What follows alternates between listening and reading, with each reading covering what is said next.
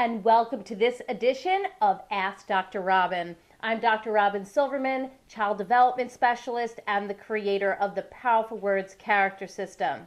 Today's letter is from Ralph from Westchester, New York, who writes, "My children are 4 and 6 and love to talk on the phone. My work still makes it necessary that I talk on the phone a lot, and our family lives far away, so they often call as well. Now, I'd be okay with my children answering the phone, home or cell, when family or friends call, if they're able to answer it in a way that doesn't embarrass them or me.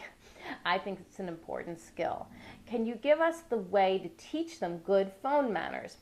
I love this question. Thank you, Ralph, for sending it. Today, there are so many ways to communicate, and young children are entranced with talking on the phone, and you're right, and it's an important skill.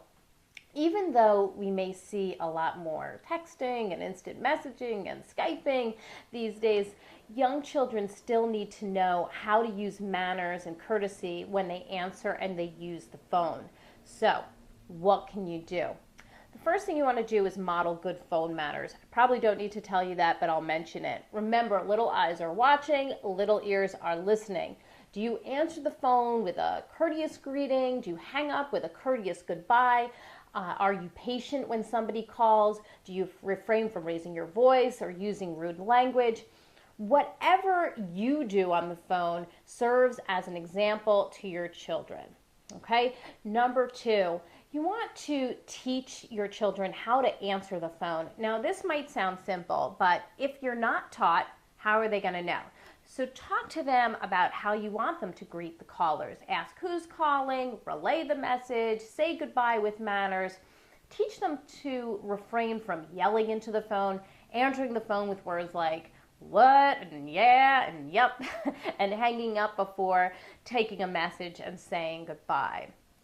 At number 3, I want you to do some phone calling role plays. Now, at first, practice on the phone, that's not in use. Have your children make a call, state their name, ask for the person they're looking for, and if appropriate, engage in a conversation with the person on the other end. And then, of course, put it into play. You could also allow them to role play how they would answer the phone if they received a call. Number 4, again, allow them to actually call out and answer. The only way you're going to know if the children are going to use respect and courtesy on the phone is if you allow them to use it. So call grandma, call grandpa, call your aunt and uncle. The more that they practice and receive positive feedback from others for good choices, the more they're going to continue to use really good phone manners. Number 5, set them up for success. Sometimes using manners is not a function of know-how, but rather of circumstance. So ensure that your children know that there is a time and a place to use the phone, and they need to adhere to those rules. In addition, if you want them to take messages, be sure that there are notepads nearby, pens nearby, a way to easily access those things so that they are successful.